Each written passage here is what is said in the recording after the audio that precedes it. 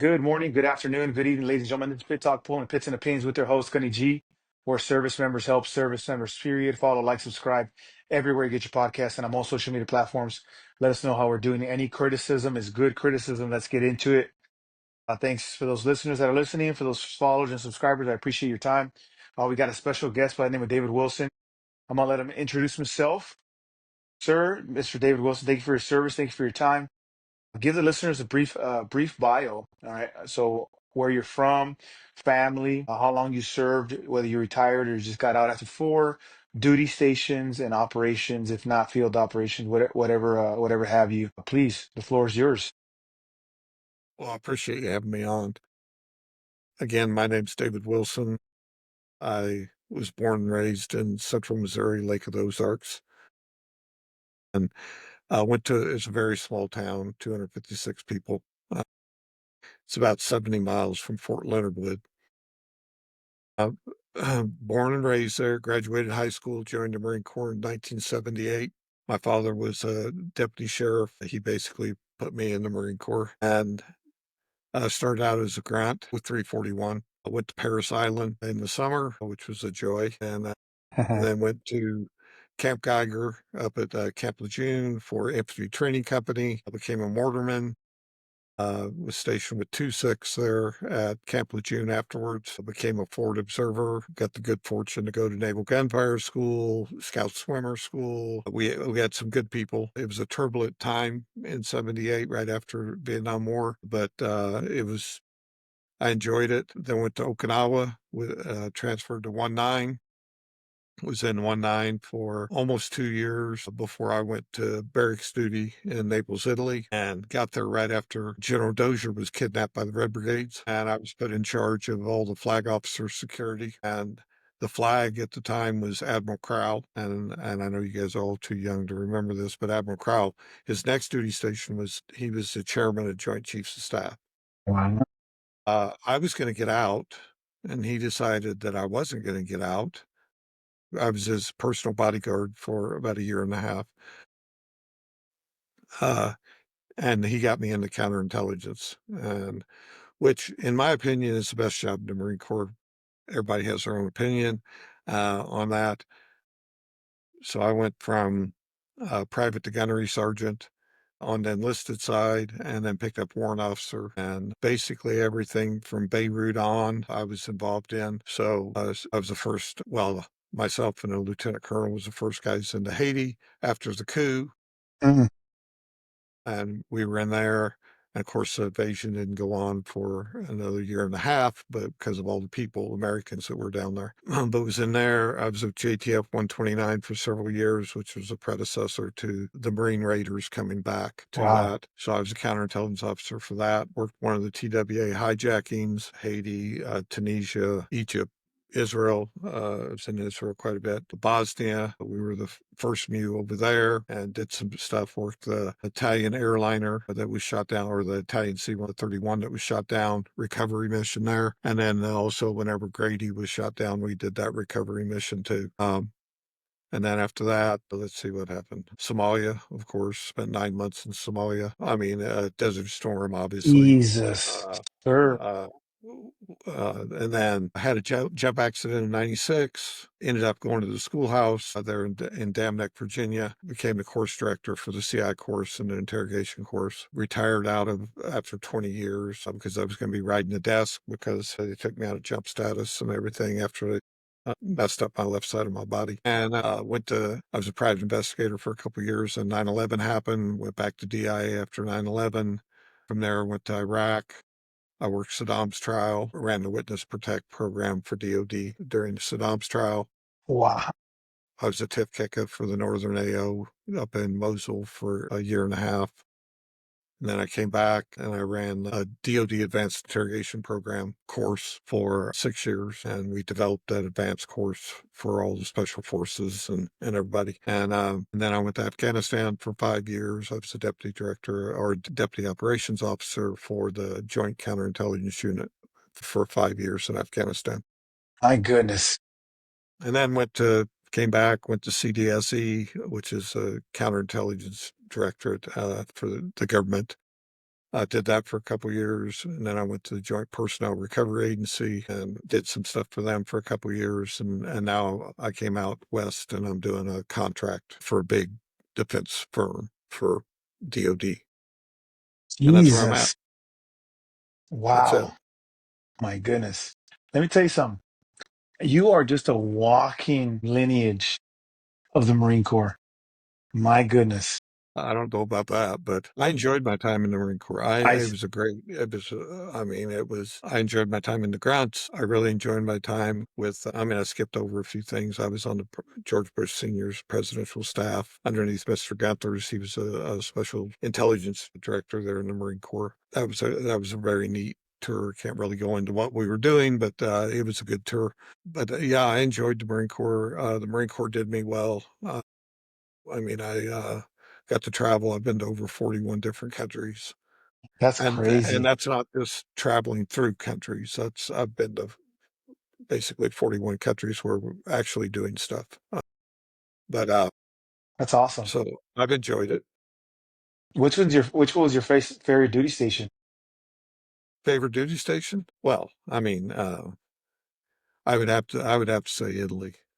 Oh, Uh, I mean, it was back then the terrorism was really big in Europe at the time.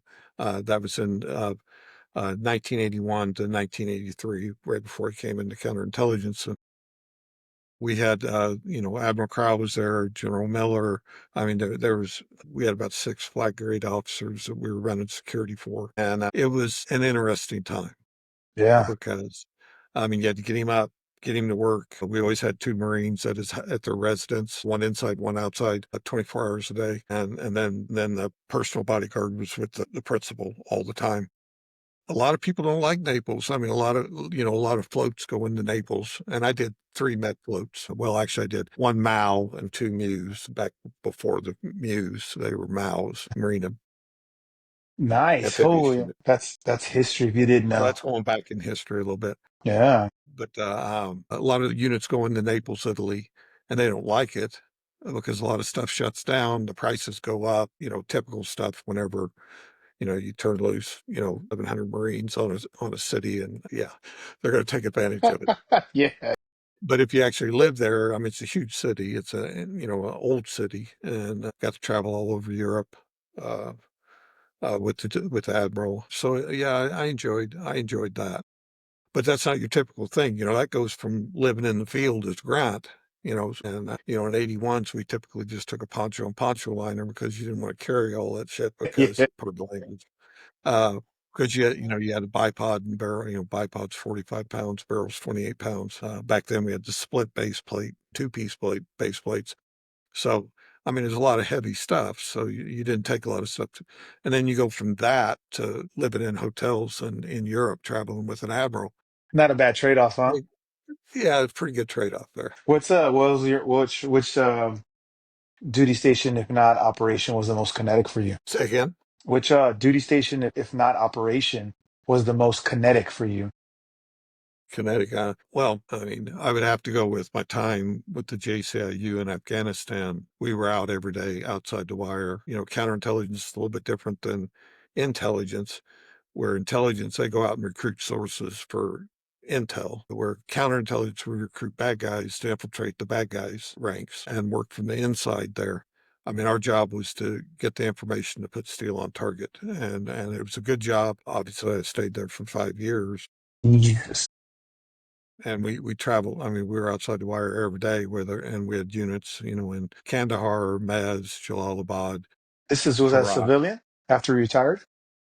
Yeah, I was a civilian My at goodness. the time. And you were not, were you Uh, married?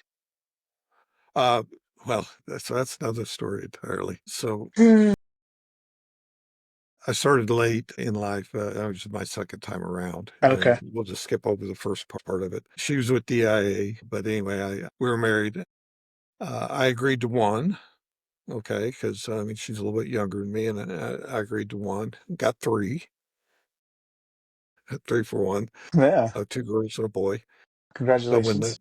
so after she was pregnant, I deployed to Afghanistan. I was just going to go for a year because I mean it was good money and it was an Yeah. interesting job and everything. And it turned into a spectacular job. I mean, I like being active. I like being out, still doing stuff, and it was a good mission. And then once we had triplets, I mean, it was triplets are expensive. So I ended up staying for a few years, coming back and forth quite a bit. That's, yeah. So I'm married and I have 3 12-year-olds now. That's awesome. That is awesome. I So would. keeping up with them Uh-huh. is constant battle. But yeah, You have 3 12-year-olds. How old are you, Dave, if you don't mind me asking? I'll be 65 this year. But hey, I can still do everything I could do, back then. I just can't do it again tomorrow. I mean, I stay active. Still, Oh. still active, shoot 3 gun. Hell yeah. I mean, That's awesome. I Thoroughly run a team indoctrinated, on this. huh? What's that? Thoroughly indoctrinated. Oh yeah, the kids are actively involved in outdoor stuff and in the shooting community. Yeah, absolutely. Gosh. Which was so we covered your favorite duty station, obviously is Italy. I mean, who wouldn't want to be in Europe for more than 1 year, right? And the most kinetic for you was obviously in Afghanistan with Well, Afghanistan, Somalia. Now, okay. Somalia, I was still in, Yeah. in counterintelligence, you work in 3-man sub teams, usually warrant officer and a staff sergeant, Gunny, and then a sergeant or a staff sergeant and an interpreter. And you're out there on your own. I mean, you're out there running ops. You're doing stuff a lot of times on your own. Somalia was a interesting 9 months. It was active. It was good. Most of the time we were with either the Omanis or the Pakistanis. So that's always interesting working with foreign troops. Which was yeah, it is. It is. I remember being in Afghanistan having to escort detainees from the detainee center to Afghani police, and it would just be interesting because they would be friendly for you at face, and then when they turn Oh around, yeah, they'd be talking about you to themselves, even though you had the interpreter, and they'd be like, the interpreter would be like, "Hey, just sit. Condition one, maybe." yeah, yeah. We So it would be an interesting time for yeah, sure. Every time we had to release somebody, it was for me, anyways. It was nerve wracking at times. Nothing, nothing that I had to pull the trigger for. Thank God, right? Um, but I understand a little bit, not to just not to your extent, but which was the most reward. don't discount your experience. I mean, that's everybody's got different experiences and everything. But yeah, so you there at Bagram? Yeah, so I was at Bagram, I was in Shank for a little bit, and then JBAD for a little bit. We kind of just flip flop right there. I was with Yeah. Task What Force. years were you over there? I was over there from 15 to 16, Okay. and Yeah, we were I left there in May of 16. Yeah. okay. Yeah, I was with Joint Task Force 310, based out of Fort Bragg. Okay. Yeah, it Cool. was fun. I enjoyed my time. I wanted to extend to a year. It was rewarding for me. Unfortunately, Marine Corps said I have orders to go to Iwakuni, Japan. So they said execute, and I said kill, and that's where we went after that. So, but for you, we covered the most rewarding, not rewarding, but the best duty station was Italy. The most kinetic, you mentioned. What was the most rewarding duty station for you, whether it was in uniform or civilian? I would say whenever I was on the presidential staff, I mean, you get to see a lot of the intelligence community in the world that you normally don't get to see from just inside the military at the very highest levels, and it was eye-opening. To say the least, and you take that experience back with you on that. There was one of the most funny things, not that we're into telling funny stories. Whenever I picked up warrant officer, whenever I was on the presidential staff, of all the high ranking people had then realized that I, for most of the time I was there, I was a staff sergeant because I literally got to wear the uniform with Gunny on it one time, and that was at my promotion. And they were shocked to find out that it was an enlisted Marine doing that function and rubbing elbows with Schultz and Secretary of State and the Vice President and everything. Wow. I mean, a lot of people were very shocked at that, but that's how much faith the Marine Corps has in their staff NCOs to put them in the billets like that. Yeah, that's awesome. and everything. So it was very rewarding. That tour was. Wow, that's crazy. I mean, Dave, sir, thank you for your service again. I wanna quickly touch your transition. It doesn't even sound like your transition. You're still working for the DoD. You still kind of like you have your foot in the Yeah. door, kind of so to speak. But in terms of transitioning from uniform to civilian, how was that for you? Was it any difficult? No, it wasn't easy at all. It's still not. I mean, I still, I tried. I started up my whenever I retired, I started up my own private investigative company. I mean, I had a good thing going. I mean, I had, Monsanto, Chubb Insurance, which is the largest insurance company in the US, Walmart. I mean, I had huge clients and I was very successful at it. And then, but when 9/11 happened, I was like, yeah, I'm going back. And I tried to come back in the Marine Corps. And the Marine Corps is like, "Oh, no, we're not really taking anybody back right now." And then 2 years later, they contacted me, and at this time, I was a contractor in Iraq making quite a bit of money, Yeah, yeah. and, said, "Yeah, we'll bring you back, we'll bring you back, at your rank that you retired." And I was like, "No, too late, you missed your chance." Yeah. And I know that a lot of guys think that they can get out of the military and they're going to jump into a job, that, and they are out there, and they should not sell themselves short. Okay. But they also can't think that they're going to do, 4 years in the Marine Corps and then get out and make $200,000 a year. Okay. Because, uh, what they're buying, what these big companies are buying is your experience and uh, and your leadership and those type of things. But the transition, getting back to what your question was, I don't know if I ever transitioned. I mean, I'm still, heavily involved in. I mean, I run a 68-man team on a DoD program right now. Approximately half the guys on the team are former military, and the rest of them are all engineers and stuff like that. I mean, it's crucial, to gain that experience from being in, and you don't even realize the experience that you're getting between the leadership courses and the leadership situations that you're put into, and just the way you carry yourself and the way you interact with people and everything else. Completely different than not all people, but a lot of people. And, that's a huge plus. You're out there and the old saying, if they're not bitching, they're not happy. But whether you're a grant or an intelligence or whatever it is, you're gaining experience every day that you can apply in the outside world. Okay.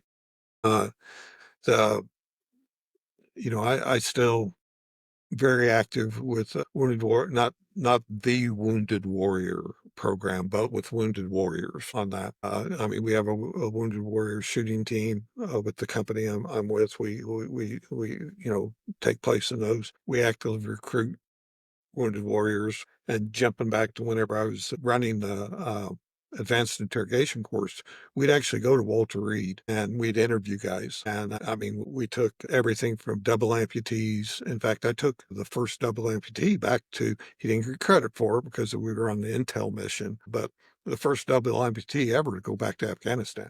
And I mean, funny story, whenever we flew into Bagram there, they just let the tailgate, level with the deck. So it was about a 3-foot drop. Well, we were all kitted up and everything. So I mean, and I'm 6'2", 230 pounds, and my partner, and I'm not going to say his name because he's still active in the intelligence community. I mean, he's double amputee from right below his knees. You wouldn't know it by looking at him. Well, I jump off the ramp down to the ground. I'm walking away. The aircraft is still running, so it's loud. This guy jumps off the ramp and he breaks his ankle. Okay, the pin in his titanium pin in his leg Oh, breaks. Well, he's laying turtle on the tarmac, and the crew chief is just, and his foot's just flopping around. Well, crew chief didn't know that he was a double amputee, right? And I'm like, oh shit. So I throw down my pack, pull out a roll of duct tape, and I go over and grab his ankle, and I'm like wrapping duct tape around his ankle. And, and this crew chief was just looking at me like, are you but crazy? I mean, what are you doing? And I helped me back up, and I'm like, "Hey, where's the machine shop for the aircraft? Because we gotta get a pen made for his ankle." And anything, but anyway, so unique things, and like one night we were on the perimeter whenever Bagram got hit and got breached, and this was in 2008, I believe, and we were sleeping in a up armored Mercedes Benz there by the back gate, but down there by the diff, and you know where that is. You said you've been there, and we got hit, and so I'm sleeping in the front seat. Okay, with the seat kicked back. This guy's sleeping in the back, which isn't that big because if he takes his legs off, he could fit back there, right? And I heard something in combat that I'd never heard before because like I'm getting out with my M4, getting ready to get in the fight, and he's yelling at me, "Throw me my legs!" Okay, I'm just not something you hear every day, Show especially me in a my firefight. legs. Some guy yelling at you to throw him his legs so he can get into it too. Yeah. But anyway, yeah, we were, I still actively involved, and we recruited a lot of guys.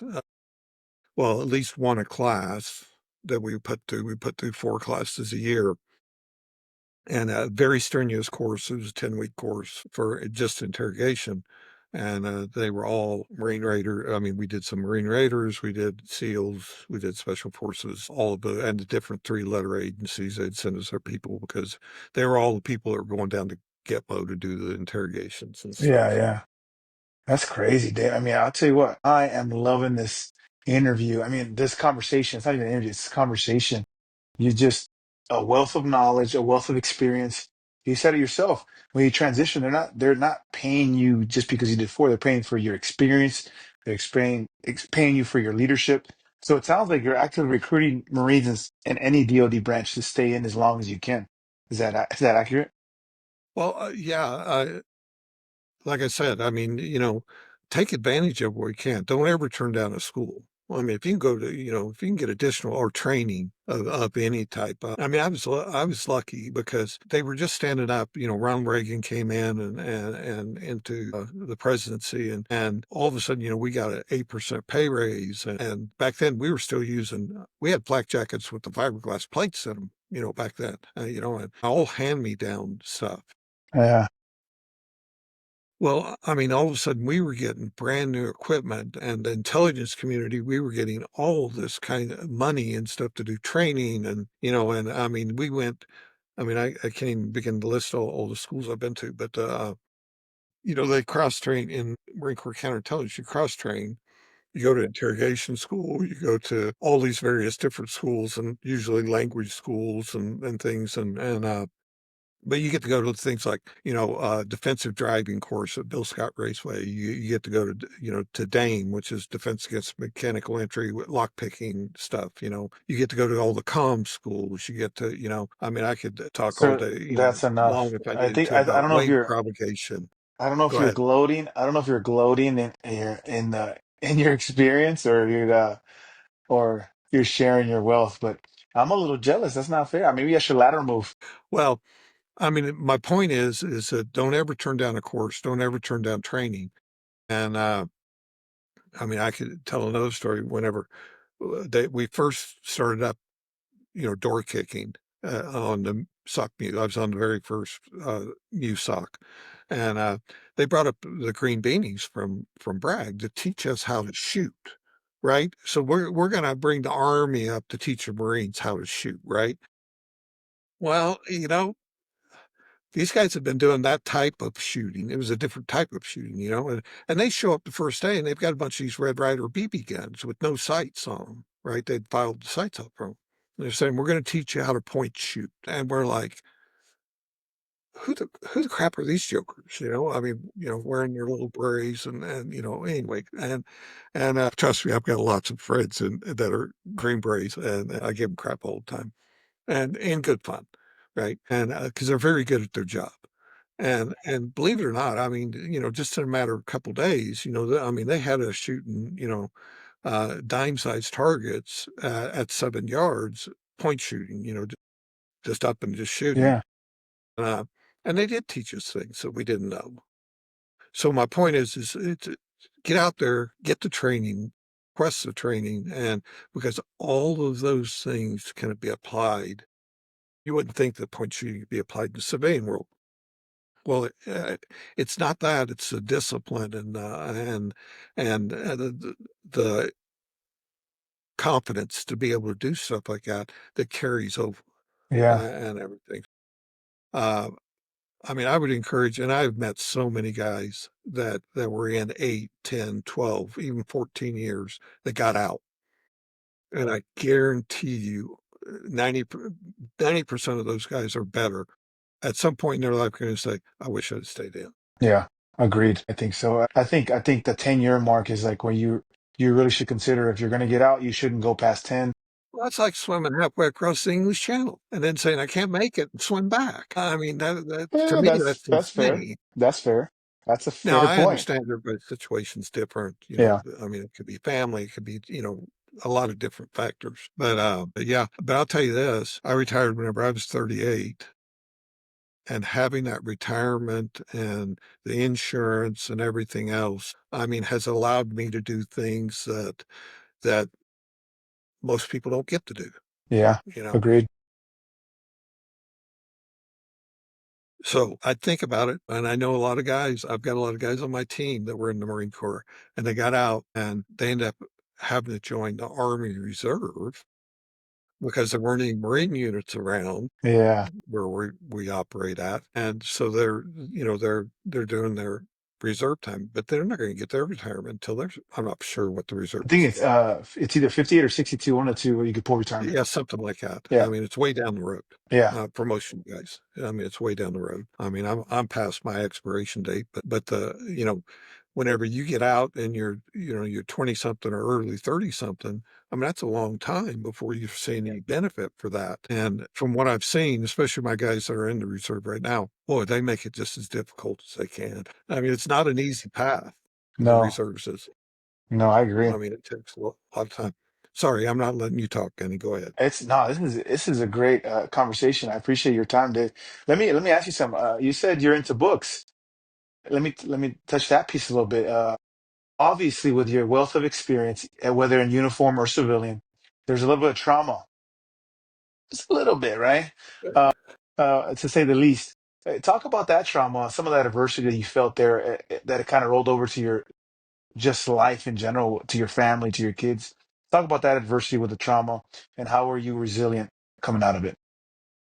Well, I mean, there are always adjustments you have to make. And, you go from, especially like the long tours, 3 years in Iraq and 5 years in Afghanistan and stuff, where every day you're carrying a weapon, every day that you're having to watch over your shoulder, that, you have to worry about not only just, I mean, and you were there. I mean, the, you just don't get in a vehicle and drive. And we used to, I mean, myself and the colonel, the unit I was with, we'd get in a vehicle and we'd drive from Bagram to Jalalabad, just the two of us. Or we even drove once down to Kandahar, just the two of us. I mean, the stress becomes normal, okay, and everything. Well, whenever you all of a sudden don't have that, okay, you can catch yourself finding yourself making stressful situations. Mm, And you've got to be cautious about that because, just the way we talk and we're both tailoring our talk right now because this is for public consumption. And just the manner that we talk and with each other, you can't do that in the civilian world. You can't do that. I mean, I've gotten in trouble before in board meetings and stuff and literally got cautioned about intimidating people, where you're trying to make a point where you'll stand up, or like lean across the table or put your hands on the table. In the civilian world, that is very aggressive. That's considered very aggressive. That's just a Marine Corps meeting, I mean, if you don't yeah. have yelling, then it's probably nothing going on, right? Yeah. So I'm not saying we yell at each other, but we talk No, forcefully yeah. at each other if the situation dictates. And I mean, that just goes back to I can remember a time where we didn't have name tapes, right? In the grunts. And you'd yell, hey, Lance Corporal. Well, every lance corporal, if you were, I was a sergeant, if every lance corporal within your hearing would turn around and look at you to see if you were talking to them. You didn't need name tapes. I mean, we fought that crap hard. We did not like that at all. And of course, we lost and we've got name tapes now, right? But still yet, I mean, you don't look for somebody's name tape. I mean, if you need to talk to them or Mm, something, I mean, so those type of things don't carry across. And like I said, you end up creating stressful situations to feed that need for adrenaline and everything. And also, a lot of guys, when they get out, they'll get into dangerous sports to feed that. Hell, I've had my 3 12-year-old, they've been two-party rock climbing since they were 8 years old. I mean, I've had them climb 80, 100-foot climbs, supervised, of course, and I'm belaying them and everything. But I mean, you expose them to things like that so that they know that they can do it and everything. But, uh, but Marines typically are high octane for the most part anyway, and they're going to, go to the skydiving and rock climbing and things like that. wow. You can feed some of that with that. I don't know of anyone that served in actual combat that doesn't have some form or part of PTSD on that. I mean, hell, my wife did 3 tours in Afghanistan, and she wasn't a FOBIT either. But I can't really get into that. But I mean, she's it, and we have some very interesting conversations sometimes. Yeah, yeah, yeah. But yeah, the transition is you've got to just stay focused and find those releases that can feed that to take the edge off.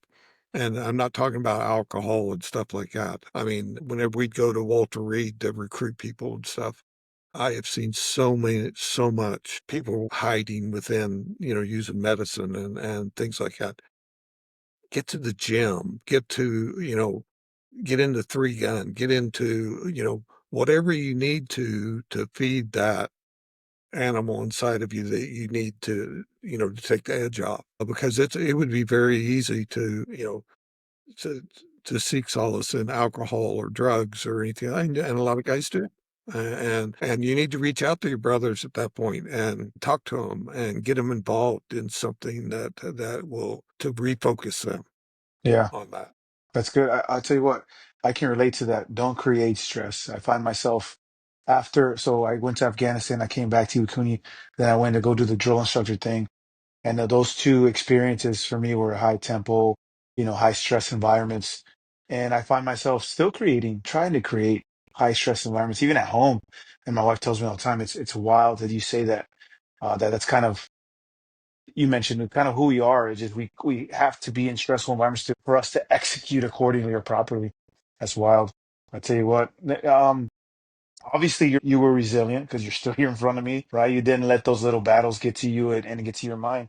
That's a it's a good point, Dave. But for some of us, that transition out of the uniform, we don't have the tools. But yes, we do internally, intangibly, we have the tools, but we suffer because we lose purpose, we lose the mission set, we lose how to execute. Talk to those guys that are about to be over the edge, or those Marines, those sailors or airmen, whoever it is that they're going to take the 30-inch step in the wrong direction. Give them a tool right now for them. Yeah. Yeah. So what I would highly encourage anybody to do, and I know there's some people that have bad experience with it, but for the most part, it's very good. Seek out your local VFW. Okay. Because what you can do, and I still do it every Friday. I'll go to the VFW on the way home from work and I stop. I'll have a couple beers, but you're surrounded by people that understand you. Okay. And you don't have to, you don't have to talk about anything in particular, but just go in there. And I'll tell you what, I've been in quite a few VFWs. First thing I do, I walk into VFW and I buy a round for everybody at the bar, and just to get the conversation going. And believe it or not, I'm an extreme introvert. Okay. I can be an extrovert. I can act like an extrovert, but it's exhausting for me. It takes a lot of energy. A lot of Marines are introverts, okay? They don't know how to break that ice. Go into VFW, introduce yourself, And I guarantee you there are some other jarheads in there. I guarantee you, if you walk in there and like I walked in a place in Utah at BFW and I said, hey, you've got the Marine Corps plaque in the wrong spot. It should be in the number 1 spot, the number 3 spot. Well, in actuality, it's not in the number 1 spot whenever you line them up in regulation. And of course, all the Army guys were like, "Oh no, no, that's not right." But all the Marines immediately identified themselves and said, "Yeah, we've told them that before." So you can find your niche very quickly. But things like the VFW, I have found also that, and a lot of people don't have time for this. Like I don't have time for it. I don't ever coach my own kids' teams other than the shooting teams. I don't coach because I'm not a good coach. I don't want him out there chasing butterflies and stuff, soccer and stuff. But anyway, get involved. I don't care if as a coach or a volunteer uh, on that. I don't like people enough to volunteer a lot. Okay, I'm just being truthful, but I do help out a lot. Whenever a bunch of us will find out a veteran needs his lawn mowed or something like that, I'll go help out on that. But now, if you're asking me to stand in front of a bunch of people and I was an instructor for years, and I've instructed, I've had done seminars that have had 2,000 people in them, uh, and I still go and teach, like at colleges and stuff like that about creative writing and everything. Even though I'm believe it or not. I mean, I don't even have a degree, but I'm a guest lecturer there. Uh, uh, you just have to get involved with something, find something, and get involved. And I don't care if it's just a gym. Okay, get back into that routine of going once a day because you've got to get yourself. You cannot just sit and waste yourself away. And it's easy to do. You can do that. No, yeah, it's true. Find purpose. Find whatever it is, just find purpose. It just changes from the commander's intent, the mission intent. It just changes. And that's good. It's good advice. I mean, we all say the same thing. It's easier said than done, but it starts internally for that service member transition. Now it starts with you, ladies and gentlemen. Take that 30th step in the right direction. Thank you, Dave, for that. Lastly, I mean, we got to cover. You talked about PTSD. You talked about adversity. You talked about your experience. Hit some of those books that you got going out online. We would love to purchase. We'd love to hear Uh, about. uh, so actually, I'm gonna blame my wife. Okay, my wife by school training, she's an English lit major. Well, whenever I was in Afghanistan, the kids were young. I would write them stories, okay, as a way to kind of connect with them and everything over Skype. And whenever I got back, she started saying, "Hey, you should write a book." And I'm like, "Well, I'm still active in the intelligence community and everything else. I can't write a book." And she goes, "Well, write fiction. Write a fiction book." So I sat down and about took me about 6 months. I wrote a book, post-apocalyptic type, about a retired Marine and all this stuff, and I just put it out there. I published it on self-published and everything, and it just took off. It took off, and so now I've got a whole series. I've written 5 books so far in that series, and I'm not going to plug myself on your show. I mean, that's not what this is Absolutely, this for. is a good conversation. I'm all about it. But so I wrote this. So I'm writing book 6 now. Will be the last book in that series, and it was all adventure, survival type stuff, and it's done very well. They've all gone to number 1 in their genre. Not New York Times bestseller number 1, but I mean they do very very well. I mean I make more off my books than I do my retirement from the Marine Corps. Wow. Uh, this next series I'm writing is that I've started. I'm about halfway through writing the first book. Is going to deal a lot with PTSD and the struggles. It's still fiction, okay, but it's all applicable. It's all true and everything, and it's still post-apocalyptic, but it's going to deal a lot more personal with the PTSD and what these guys go through in the hospital and what these guys, the lack of resources. They're kicked out the door. Said, hey, yeah, you're good now. Go live your life. And there are support apparatuses out there but you have to seek them out and you have to know where to go. You have to ask the questions. And I would highly, I mean, anybody can ever at any time get in touch with me. Uh, I'm on Twitter and crap just because of my books. And Facebook and stuff. And again, just because of my books, because you have to market a little bit Yeah, to reach the crowd, to sell them. But I'll go to gun shows and sign copies of books and so that's awesome. VFWs and stuff like that. But I'm talking to Mr. Famous, the Mr. Infamous no, not David really. Wilson, retired U.S. Marine. I'll tell you what, where can you what we're gonna do two more questions real quick, and obviously you got things going on, I got things going on. Let me ask you the two questions, two part. Where can they reach you at if they want to know more about you, Dave, and more about your books, or just more about you in general? We're trying to connect with you, and one last two. What give the floor is yours, 30 seconds. Um, anything you want to share? Any adversity resilience, last minute save rounds. Go ahead, floor is yours.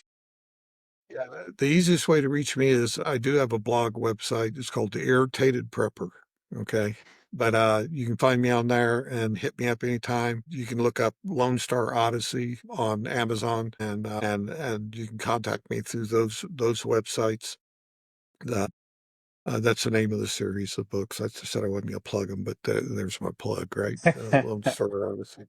Uh, but I would just encourage everybody to, the Marine Corps is a good vehicle to learn about life. And whenever you go to get out, reach out to people. And the last thing I must say is make sure you get all your medical stuff done before you get out. So whenever I got out, they came to me and said, "Hey, is there anything wrong with you?" I'm like, "No, I'm good." And this is after, multiple broken bones and severed Achilles tendon, the whole 9 yards. I was like, "No, I'm good." And I am still fighting the VA, okay, to get disability. All right. So, I mean, get all that stuff done before you get out, please, because once you turn in that ID card, I mean, it is extremely hard to get anything done. Hopefully, it's going to get better. VA is improving as it goes along. Yeah. That's Take crazy. care of yourself first That's good. That's and good, make Dave. sure that you do all of it. I appreciate. I say, And that's it. That's all I've got. hey, no, this is a good gouge. The whole 45 minutes. This is great, sir. Thank you for your time. Thank you for your service, ladies and gentlemen. This is Well, Gunny. thank you for This is yours. absolutely thank you. This is Pit Talk Pulling Pits and Opinions with their host Gunny G, special guest David Wilson. Where service members help service members. Period. Follow, like, subscribe everywhere you get your podcast and on most social media platforms. Let us know how we're doing, ladies and gentlemen. Me and Chief Warrant Officer Wilson, retired. We are out, sir. I will talk to you later. I'll message you later. I do need some last minute things from you, but enjoy your day. I'll talk to you soon, okay? Thank you. Absolutely. Thank you. Bye bye.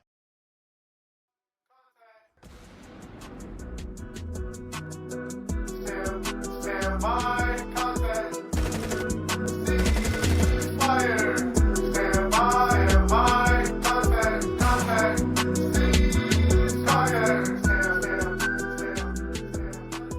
Pit Talk is a podcast featuring active service members who discuss their thoughts and opinions on various issues surrounding military life, current events, and history. The statements heard here are the opinions of its members and guests. These do not necessarily reflect the views of the Department of Defense and are not endorsed or sponsored in any way. Listener, viewer discretion advised.